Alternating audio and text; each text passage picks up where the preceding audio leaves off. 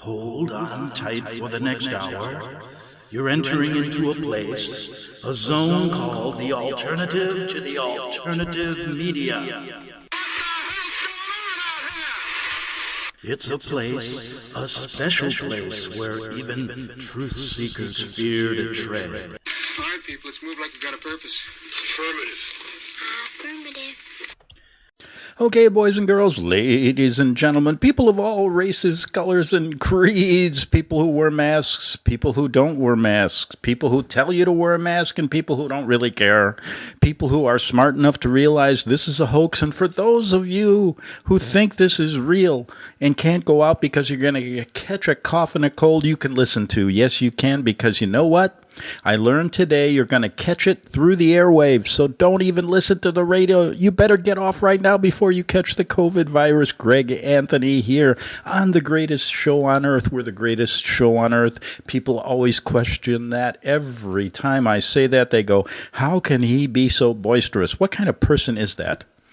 This is a person with a great self-respect, because I've learned that the evil in this world comes from a place that I can only tell you about, because I've studied it so hard and so long. But you know, what do we really know, folks? Greg Anthony here. What do we really know? Probably nothing. And when you start really thinking about that, you start realizing that the few things that you do know, you've heard from some guy on the street, and then you repeat it to somebody else. And this is the greatest example. The COVID virus is the greatest example of this. You listen to these goofballs on TV tell you, wear a mask, don't wear a mask. This is going to hurt. This ain't going to hurt. You can go out for 3 minutes. You got to come home. You can't take your children out near your grandparents anymore. You have to get married online for a while. Don't go to the beach. You can stay 6 feet away from people in the grocery store, but don't sit on the beach. It is dangerous. That sand is dangerous. That's what you're hearing, and people believe this. And the whole thing's about control. Yes, about control. This show is better than getting poked in the eye with a sharp stick. You know something?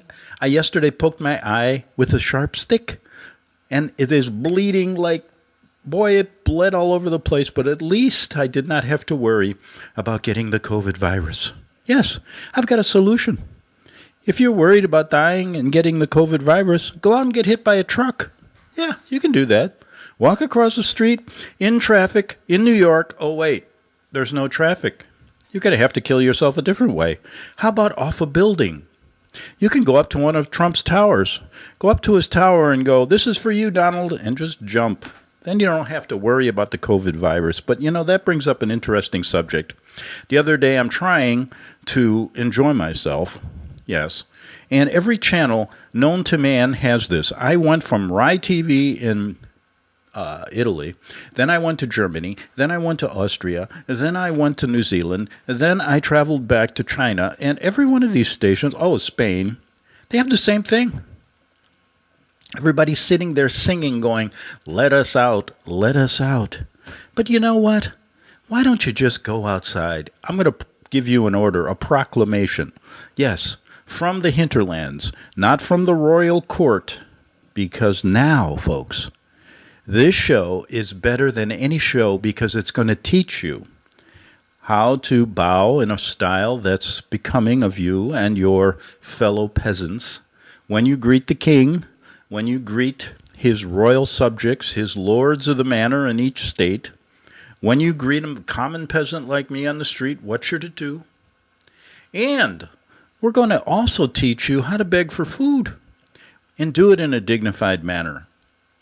Yeah, you go out, they go, well, the stores aren't empty, but there's a lot of shelves that are missing things. You go into Office Depot. I did the other day. I snuck out because I'm still in this Kansas hotel. Promised to meet Slats Grobnik of the Second American Revolution this weekend. Yes, we're meeting. So there's a big story. He's got 2 million people that want to join the New American Revolution. They emailed him back. What's the rate in that? He sent out 160 million emails, and he got 2 million back so far. Most of them stating, we would love to join, but we got to wait till the governor can let us out of the house. Yeah, do you believe Governor Newsom? Listen to this guy. This is one of the lords of the manor in California, one of their most prized possessions, by the way.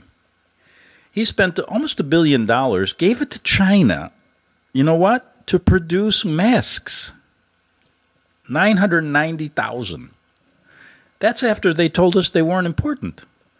So he spent $1 billion of your taxpayer money, and then he issues an order that today he's officially closing the beaches because he didn't like what he saw. And they showed a picture, this is weird, that on April 25th, the beach at Newport Beach was completely crowded. I don't think so. They used a phony picture again. And the reason they did this is to emphasize the fact that a few people are going on the beach to enjoy themselves. In fact, the other day, I was in my complete scuba gear. This is before I got, arrested by the COVID virus police, interrogated, and escaped, and now in this hotel waiting to meet Slats Grobnik. You can catch the whole story if you have time. That's all we have. We have, and you can catch it because what we're doing is creating the Second American Revolution. And I'm like, well, I am similar to Sean Hannity, his relationship with Trump.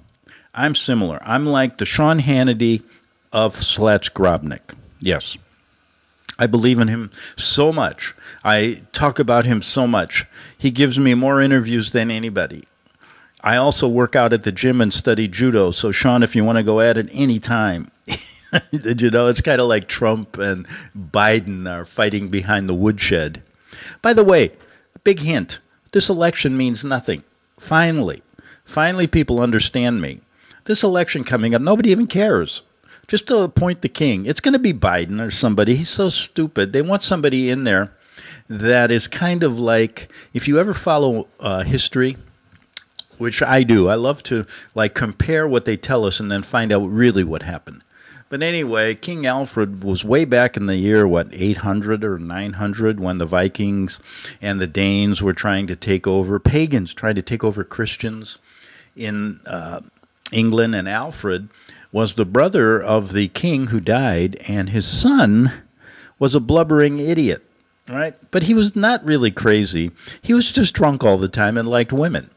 And so before his father died, he was not given the throne, and Alfred became the king, okay? So Biden is like Alfred's brother, the king, who I forgot his name. Excuse me. My royal lessons have to be studied more. I must go and get taught by the royals. But anyway, so Alfred becomes this king of England, trying to save Wessex, et cetera, et cetera. And Biden is going to be this blubbering idiot who they're going to just roll out there and go, yes, socialism is great. Yes, you can't go out today because you may get sick. These guys live to be 100. Don't we realize? Here's really an interesting thing. They're telling people not to work, but they work. Do you understand that? Congress is getting paid for sitting on their butt. Yeah, why don't they take the $1,200 and give the $180,000 to me? You take the 12, give me your salary. That's a fair exchange. I'm doing more than you're doing. I don't know about that. But anyway, this is what we're up against. It's a complete nightmare, and people are seemingly enjoying it. The other day I go out, and there's people going, this has been the greatest thing in the world since sliced bread. I'm going, what is he talking about? He said, finally, people are going to start respecting science. They're going to start respecting authority. I go, yeah. And then I took off my dog's collar and leash because he wanted to run away from this. He heard that and he said, that sounds a little bit different than what you talk about every day, Greg. I said, yeah, this guy's a little wacky. But anyway, I took off the collar and leash, let him go play. He likes to check out the females every now and then. He's young. Remember when you were young? But anyway, so I took the collar and leash and I said, you're right, here, put this on me and put the chain on and I'll sit here with you. And when you want me to go out, I will go out. And you can take me to the bathroom too. But I said, this leash, have you ever thought about this? There's a law in San Diego, okay? You know, I'm one of these people that break stupid laws. Well, I'm one of the laws I broke before. I've gotten now so many laws to break that I don't know which one to do first. But there was one in San Diego that said you can't go out with your dog if your leash is shorter than 6 feet. Then I started thinking, maybe that's where they got the 6 feet rule from the dog leashes. You know, you have to be... So I said to myself, I'm not even going to measure this, but I'm going to go out with one that's 90 feet long. Like all those rich people that have those, you know, elastic ones. They press a button and the dog is now in Phoenix, Arizona. So one day I did, and the dog police stopped me. And they said, son, you can't go out with the dog. I said, son, do I look still that young? Oh, that was interesting. I talked my way out of that one. Yes, I did. I just told him, listen, I'm a lawyer, and I practice dog law. So if you want to get involved with me, it's going to be one big fight. And remember, buddy, and this guy was like 7 feet tall. I said, it's not the size of the dog in the fight, but it's the fight in the dog. I'm looking up at him. He's like 6'6", 300 pounds, you know. But anyway, that's life in San Diego. And now, I imagine, it must be, there's so many laws to break. Today I'm in Kansas. I don't know, I've got to check out their laws. You know, I checked out Kentucky's the other day, and they already have an isolation order on the court website. So if you are violating them, they can now isolate you and put you away. As they clean out the jails, by the way, for you. That's the real goal here. They're allowing prisoners to leave the jails because it's too dangerous, they say, but they want to put you in there. Makes no sense. And it's kind of like, well, I got to do this because people have asked me, do you have the COVID virus? Do you have this? Do you have that? Well, it's been a long journey since the beginning of this. It's Friday. Yes, people come to my show just to let it all hang out. Not literally, but they come here because I read the Riot Act every day. I've told you what the Riot Act is. And it's a 3,150-page document I prepared even long before the COVID virus, in anticipation of their COVID virus, to counteract it. Yes, so I read every time they stop me. I go, hey, listen, I'm going to read you the Riot Act for stopping me. I don't have to wear a mask. And then they go, well, what? Okay, read the Riot Act. And, 2 days later, the guy's falling asleep. He says, okay, let him go. They're not dealing with the average Joe here. It's because I've been studying their secret ways ever since the Jesuit general back in when? Before, it was after Alfred in England, maybe before Henry in that period of time. But I want you to catch up on your, British law because we've never really changed. All of our presidents are royals. They just call them differently. And then they've figured out a nice little game where they let you go to the voting booth and think that you have a say. It's an illusion. You have no rights. Your vote's never counted. And now if you do it, you really are, I'm telling you, I'm to the point where if more than 10 people go to the voting booth, well, don't worry, you can't. It's too dangerous. They want you to vote online. Oh, that's safe. Yeah. Oh, I cast 3 million votes for Joe Biden. I cast 3 million votes for, well, write in your own. If everybody writes in their own name, how can they choose anybody? Well, then they'll select them like they always do. That's how much your vote counts. And I can honestly say this with a straight face. My hand is on the Bible. That is an interesting thing. Why is my hand, when you go to court, why do you put your hand on the Bible? As if people tell the truth anyway. Do you think it matters to people that don't believe in God anyway? I mean, what are they going to do? Yeah, I'll put my hand on the Bible. What's he going to do to me? Strike me down with a bolt of lightning if I lie like I plan to do? Yeah, give me the Bible. Then what if you got your fingers crossed behind your back when you put your hand on the Bible? Does that count? What about if they use an old Bible that has 10 pages missing? What about if they turn it upside down? Right? Oh, there's so many little tricks you can learn. But the real point is, I think it's stupid because people lie in court. 99% of the people never tell the truth. It's a fiction. You know what? I'm going to bring in something else. I'm going to bring in a hot iron. Yes. And I'm going to turn the iron over. And I'm going to say, if instead of this, if you tell the truth, the whole truth, nothing but the truth, I'm going to say, see this iron? And I'm going to touch it. I'm going to go, it's very hot. Now, if you put your hand on that, you will tell the truth, won't you? Yeah, that's the only way to do it to these people. And that's what I would do. I mean, they used to do things in a better way. I mean, they would have this facade of justice in America. It's too long, too involved. That's why they shut down the courts now. You know, every courthouse you go to now, I've read 15 states, and every one, I go to one of their circuit courts, and it says, closed for the COVID virus, only taking emergency. What is an emergency thing? They don't tell you. They decide what it is. That means nothing. And they're getting paid. That judge in the federal court doing nothing? Oh, he's working. Yes, he is. Yeah, I always wondered what they did with under those robes, you know. I knew one judge. He used to carry a bottle of whiskey under there. And I knew him well. I used to go into the back room with him and have a shot. I was a journalist then. He'd say, you want a shot with me? I said, Judge. He said, you're not going to print it anyway. Nobody will believe you. I said, okay. But anyway, so you got this facade of justice. Now they shut the courts down, shut the voting booths down. But you know, it's okay to go to the grocery store. You know why? Because you're back in kindergarten. You have to wait in line.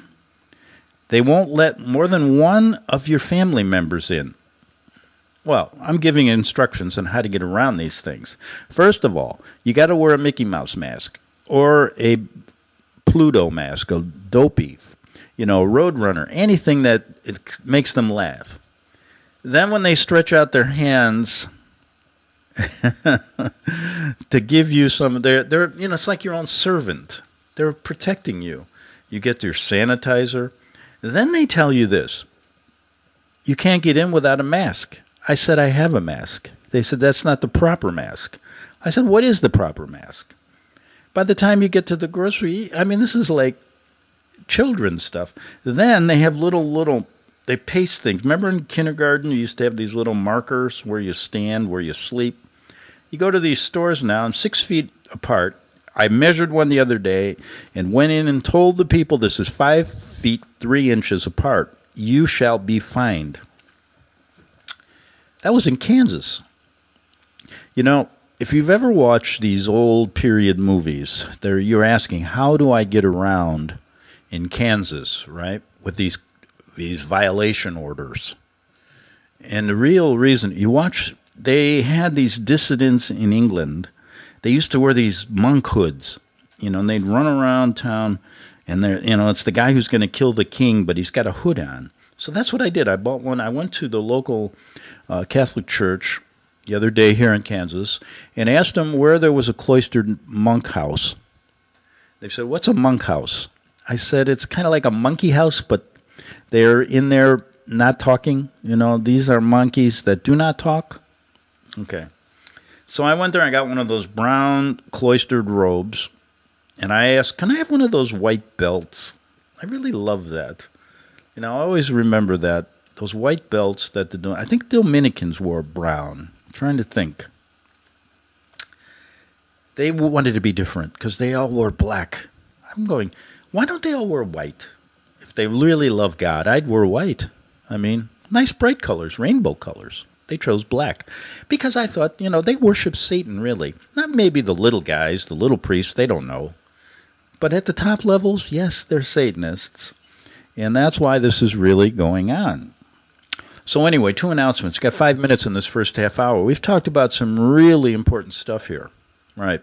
So that's how I got around town. And those stupid laws. So they put these little squares. You got to stand on that. When you're in the grocery store now, they got a square telling you, they got lines telling you where to walk. In Office Max, they don't sell, they got the chairs and all the tables roped off that they sell. office furniture. So I asked somebody the other day, how come, was there a murder here? Somebody got killed? You got police tape. Oh, no, it's dangerous to sell chairs. Oh, really? And I said, why? They told us that it could carry the COVID virus. I said, really? Huh, that's interesting. So we can't buy office furniture? No, it's not an emergency item. Well, I'll agree to you that I have a chair, but does my chair have it? And he goes, it may. Did you buy it in a used store? I said, yeah, I shop at, this is really terrible. They don't want you to shop at secondhand stores anymore. What are we going to do? Because you may get the COVID virus. What are they talking about? I know where it comes from. Pigeons. We talked about that yesterday. I've sent a message to the White House task force that I figured it out. It's pigeon poop. This is in classified CIA documents. This is how they transport it now. My goodness, these poor pigeons. And we have a deal with them. You ever see pigeon get run over by a car? No. They know we allow them to get on the street. We don't hit them, and then they can poop.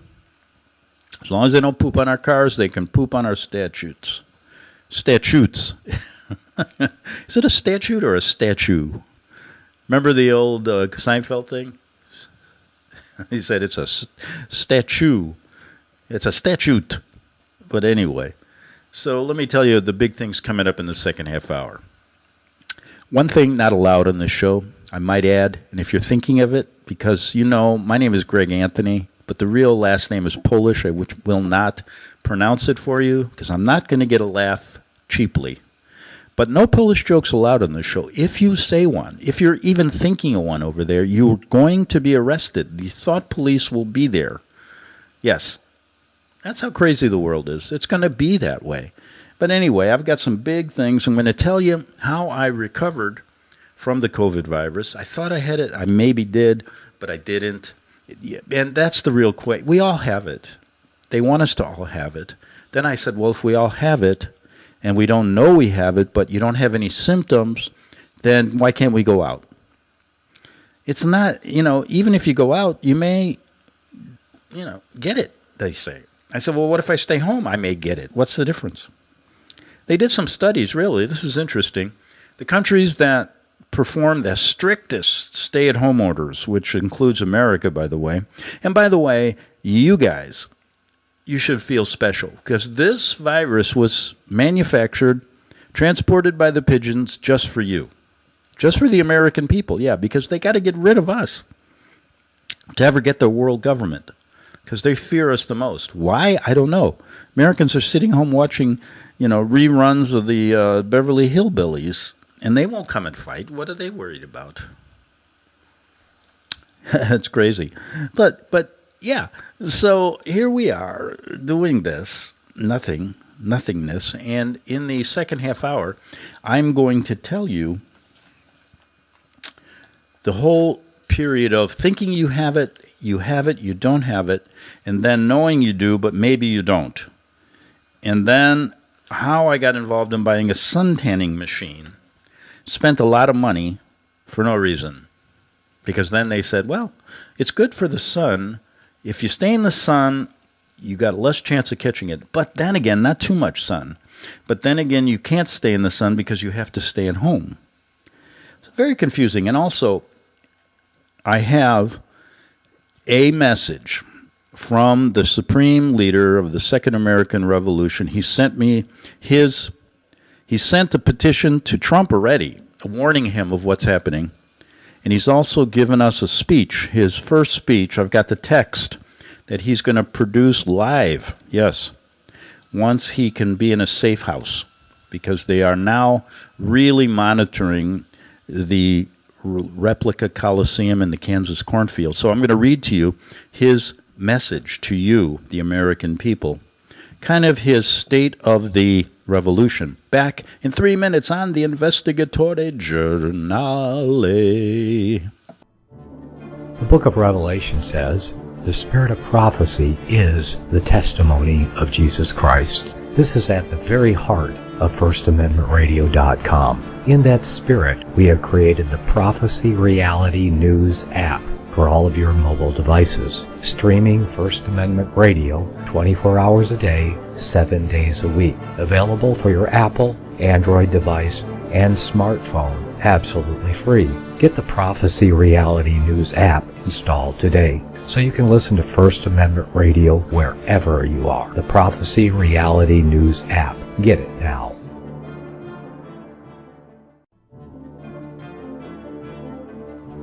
Visit crosstheborder.org, C-R-O-S-S, crosstheborder.org, to get your print, EPUB, or PDF version of Nicholas Arthur's new book titled When the Third Temple is Built.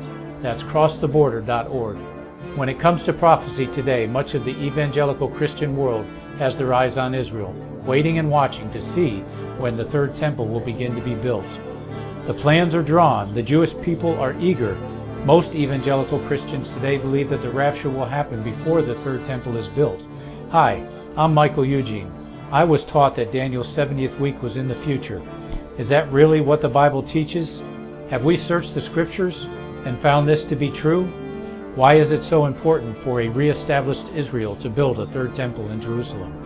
Is it necessary to build a temple on the same location already occupied by the Dome of the Rock? Is it necessary for sacrifices to take place in the temple on Temple Mount? Is there really a rapture followed by 7 years of tribulation? What is the New Testament temple? Can we identify history and prophecy? Who is the first beast in Revelation chapter 13? Who are the 7 kings in Revelation 17? I have asked all these questions, and I have found Nicholas Arthur's new book, When the Third Temple is Built, answers all these questions and more using Scripture to interpret Scripture. The Bible says that no prophecy of Scripture is of any private interpretation. Nicholas shows us in his new book, When the Third Temple is Built, how the Bible interprets prophecy and not man's private interpretation. Visit crosstheborder.org, C-R-O-S-S, crosstheborder.org, to get your print, EPUB, or PDF version of Nicholas Arthur's new book titled When the Third Temple is Built. That's crosstheborder.org. The following program is labeled dangerous and off limits by the supreme Jesuit command. But stand tall, people. Listen up, and you may just learn something. Dear Lord Jesus, this ain't happening, man. This can't be happening, man. This ain't happening. Okay, boys and girls, ladies and gentlemen, people of all races, colors, and creeds, if you have the COVID virus, if you don't have it, if you think you have it, or you want to get it just to get it over with, then you can listen to this show. Even if you're a girl one day and a boy the next, you can listen to the show at least this half hour, okay? But please try to get it straight, will you? Look what happened to Joan Rivers. You know, remember her, Greg Anthony here? Yeah, she told you that we already had a transgender in the White House. That was Michelle Obama, who may be our vice president. Oh, my goodness. Another? Oh, God. Here we go again. Are you believing this stuff that's happening in this country? Isn't it about time we all just leave? If we don't really get involved in this revolution, why don't we just leave and go somewhere else? Let them have it. I mean, who wants it anyway? Look at how polluted. Remember how beautiful this country was? I don't. Well, I wasn't here when it was beautiful, but I'm told that the rivers were pristine. The lakes and the fish and everything. But look at what we've done to it anyway. Just take a trip around America somewhere. You know, go to Flint, Michigan. Go to some of the places in L.A., the beautiful city. Go to the backwoods of Las Vegas, you know. We've ruined this country, and now we want to save it. Give it to them. I mean, we've been good workers, loyal, obedient people. I think we should ask for a pardon. You know, and just leave. But nobody will. They're going to try to go. Now everybody's going to get involved with the government. The government's going to have the most employees. We're going to all be like COVID virus policemen. And that's what they're going to try to do.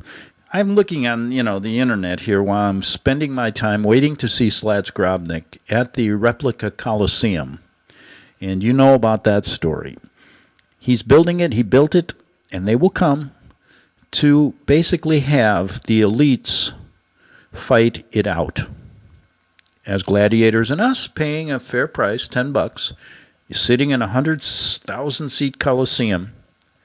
And guess what? There's no stay-at-home order here. There's no, they're going to play baseball this year with no fans. Oh, that'll be fun. It'll be just like the Little League, remember? Yeah.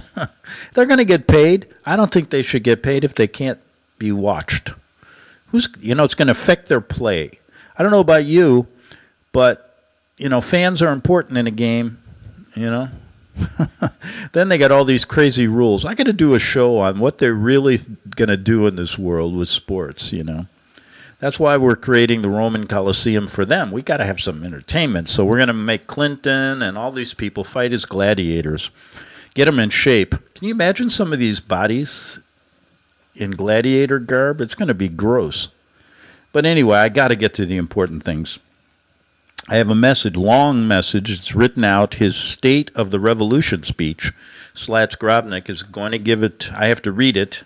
And he's going to perform it live. I got an advanced copy like they do at CNN and Fox. But the two things I wanted to do here is tell you that the movie script is, on the weekends they don't work as much, but they met this morning in Georgetown, in that tunnel, where director Luigi Franconi gets together and he gives them their daily script, and it's a very good meeting. Today he was a bit upset because they haven't played.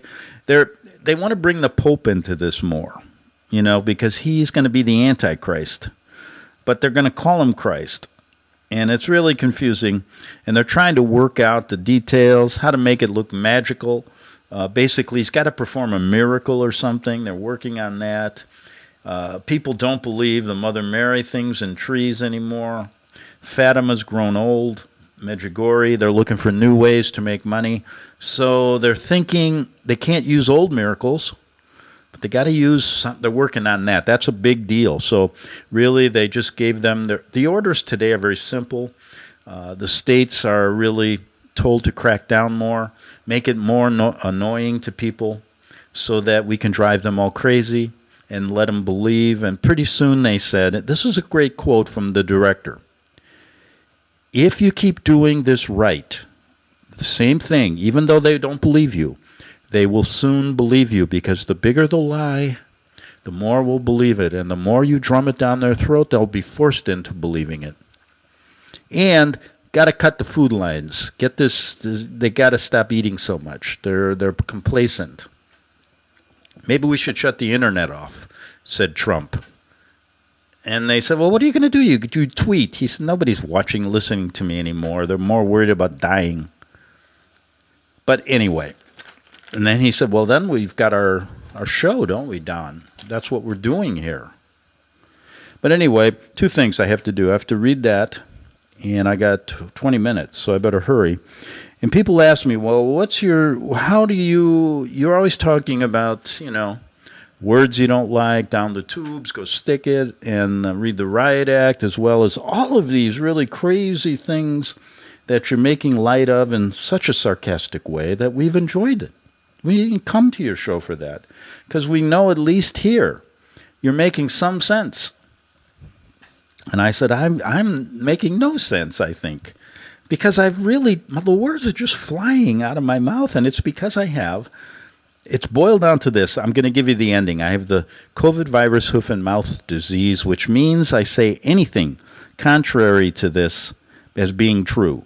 Because what they're telling us is so out of this world that I can't, I have to, it's a disease. I can't take it. I have to just say what comes to my mind. This is a hoax. This is a scandemic, plandemic, covert-19.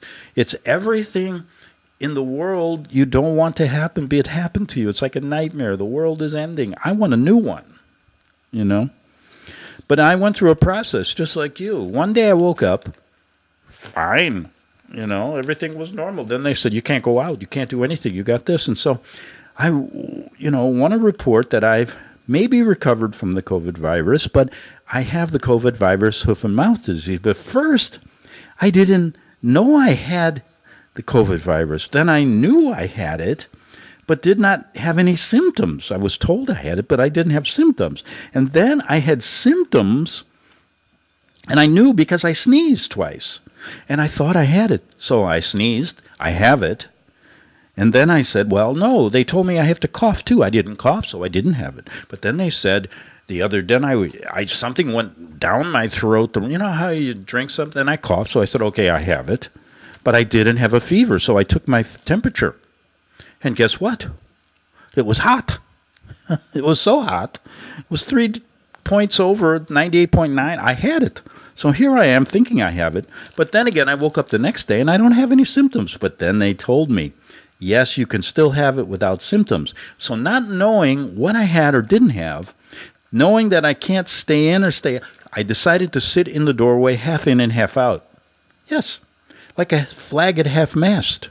Yes, that way I didn't violate their order and wasn't sure. But then they said it didn't matter. If you have it or you don't have it, you can't go out. So half of my body was in violation.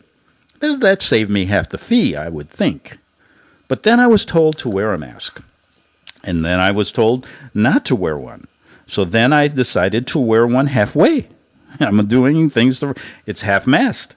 That way I can't be wrong, right? But then they told me if you don't put it over your nose, you can't go in. I said, well, listen, I didn't have the virus, but I did. I don't have it now. There is no danger, but what's the problem? They said, well, you can't go in the store. So then I said, I must have it. If I can't go in the store, they're treating me as if I'm a patient. Where can I go? You must go home. But I said, they just said to stay in the sun. The sun works. It takes it away. But you can't stay in the sun because you can't be outside. I said, well, that doesn't make sense. I don't even know if I have it, but I had it. But then they said this. Well, find sun inside. I said, what are you talking about? So I went to a tanning salon. Figured, well, I'll sit in there for a while under the little sun. That's closed. It's not an emergency store. I said, well, why? It's sun. They said sun's vital to get rid of this. They said, don't worry about it. So I bought, like I said earlier, a sun tanning machine for $36,000. And guess what? I forgot to pay my electric bill. They shut it off. I said, you can't shut the electric off in COVID virus.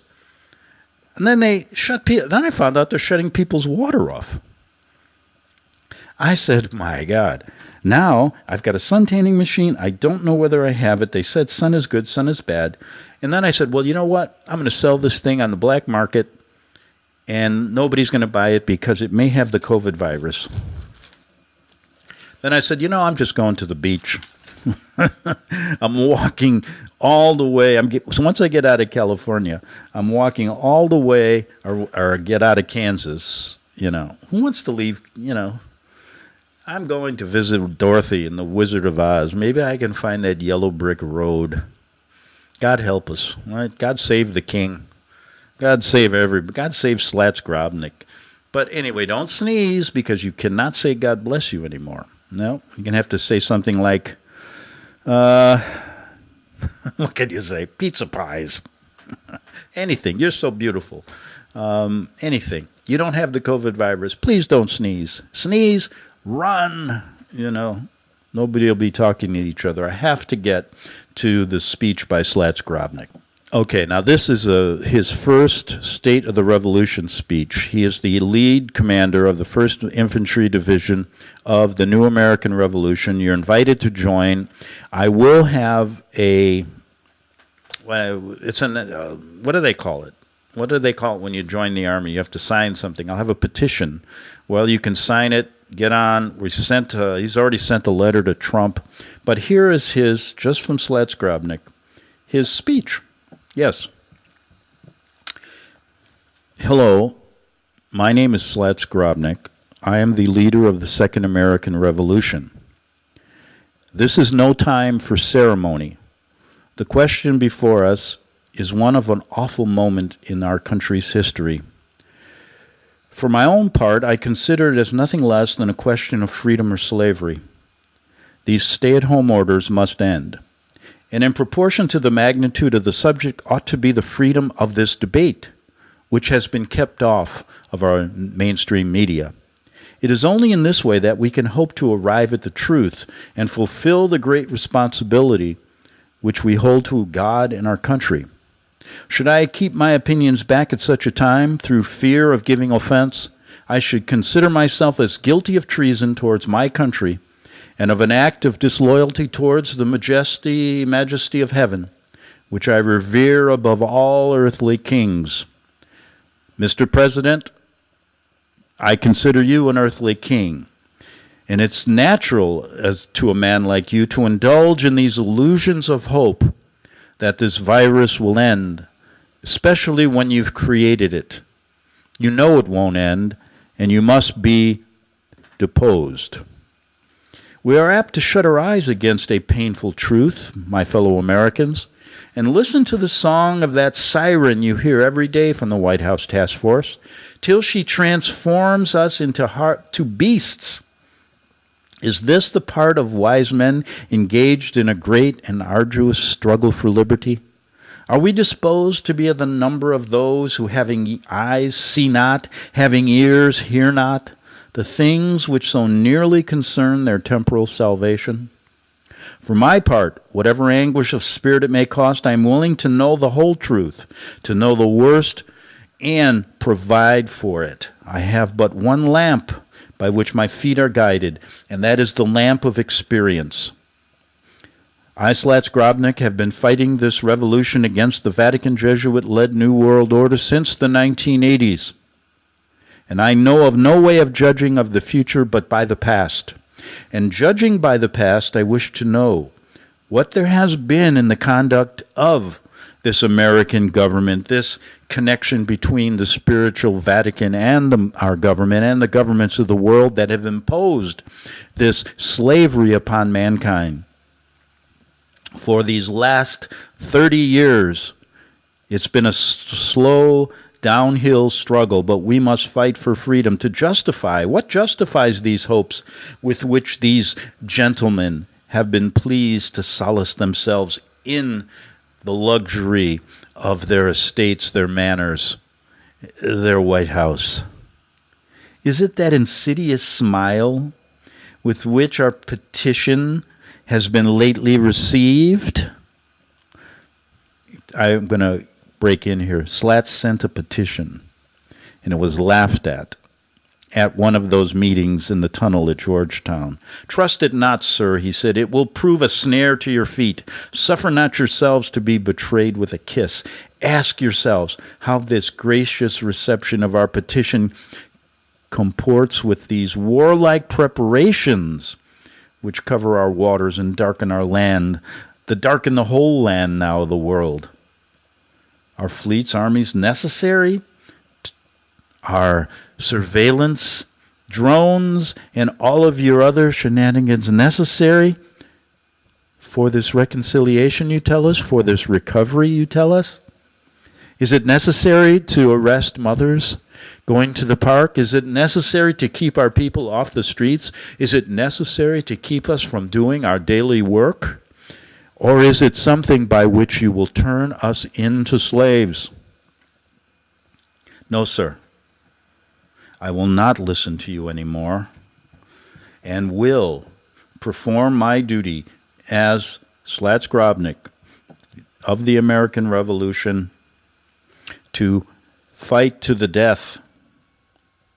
Sir, we have done everything we could to avert the storm which is now coming on. We have petitioned, we have remonstrated, we have supplicated, and we have prostrated ourselves before the throne and have implored its imposition to arrest the tyrannical hands of the ministry, to arrest the tyrannical hands of the deep state, to arrest the Clintons, to arrest you people, and now we learn you all work together. Our petitions of redress have been slighted. Our remonstrances have been produced additional violence and insult. Our supplications have been disregarded, and we have been spurned with contempt from the foot of your throne, Donald Trump, or Mr. Obama, or who is ever holding the throne. In vain, after these things, may we indulge the fond hope of peace and reconciliation. There is no longer, after months of this worldwide unfair, unjust, tyrannical lockdown, there is no longer any room for hope.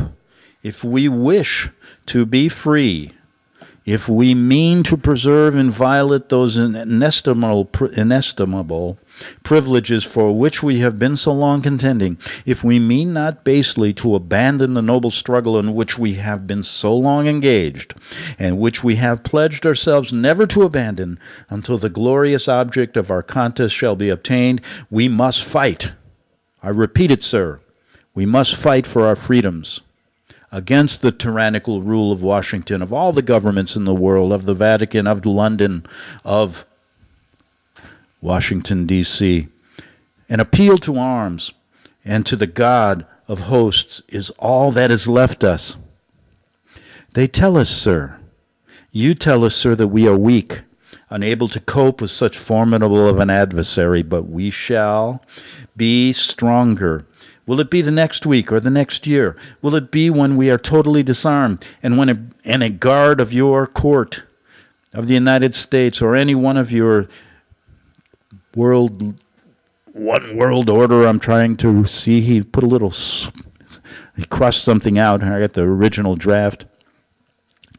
Shall we gather strength by irresolution and inaction?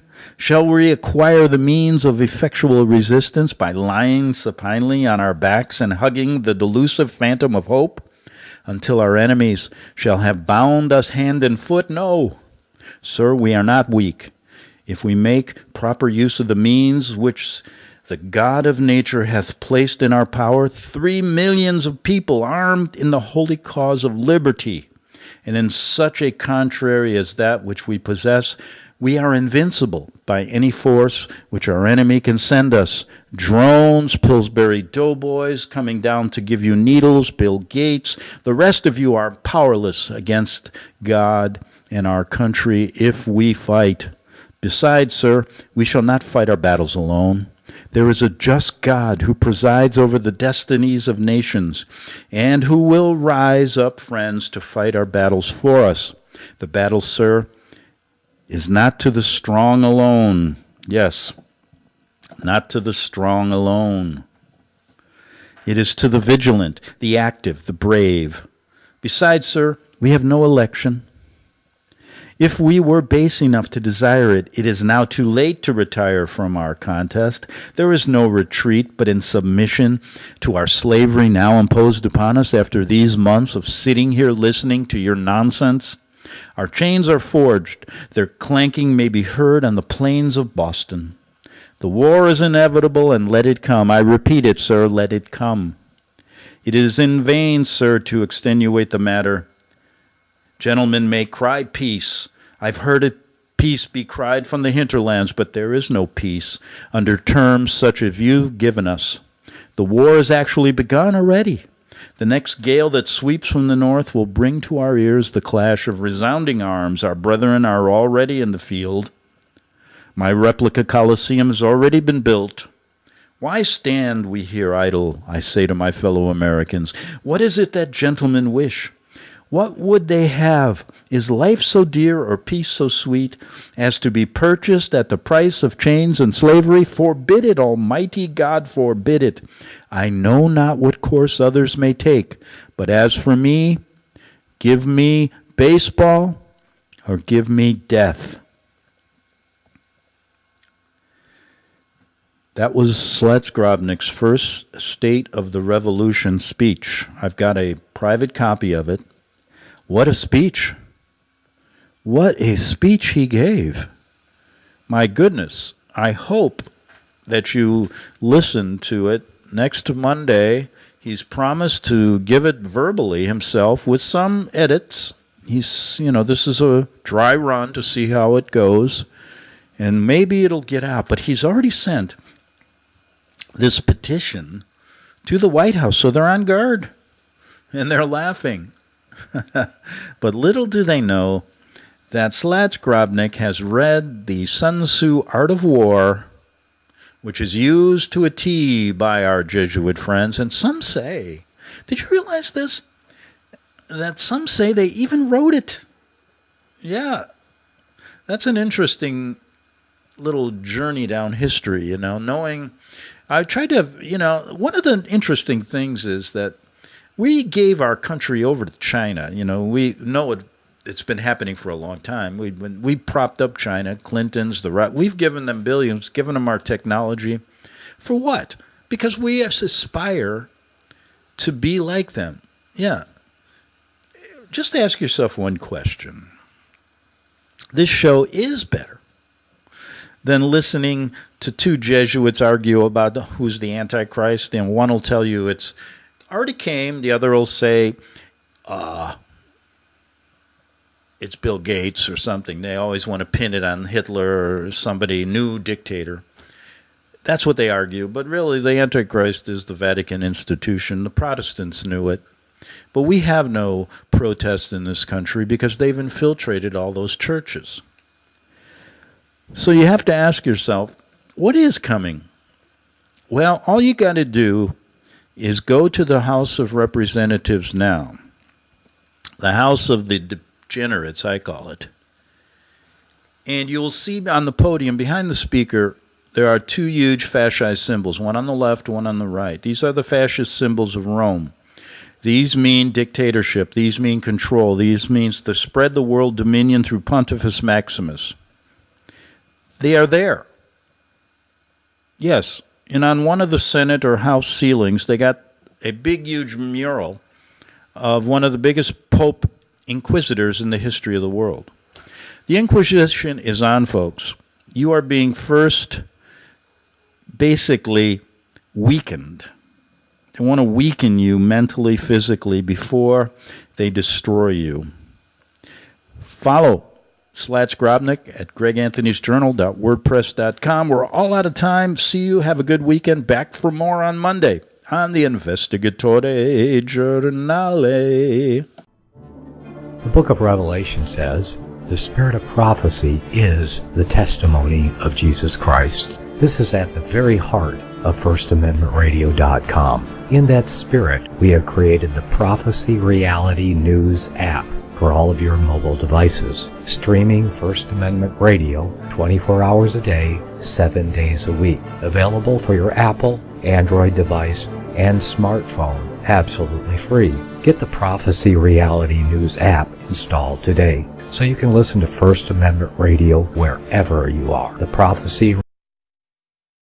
Since the beginning of time, kings have sought it, nations have fought for it. It has been traded, it has been borrowed, it has been purchased, it has been stolen. There's a reason for it. To secure the blessings of liberty to ourselves and to our posterity. Invest with the security of gold and silver. Call Discount Gold and Silver Trading at 1-800-375-4188 or visit discountgoldandsilvertrading.net. Listen to Financial Survival with your host Melody Cedarstrom right here on FirstAmendmentRadio.com at 4 p.m. Eastern or 1 p.m. Pacific Time. Visit discountgoldandsilvertrading.net or call Discount Gold and Silver Trading at 1-800-375-4188. Toll free 1-800-375-4188.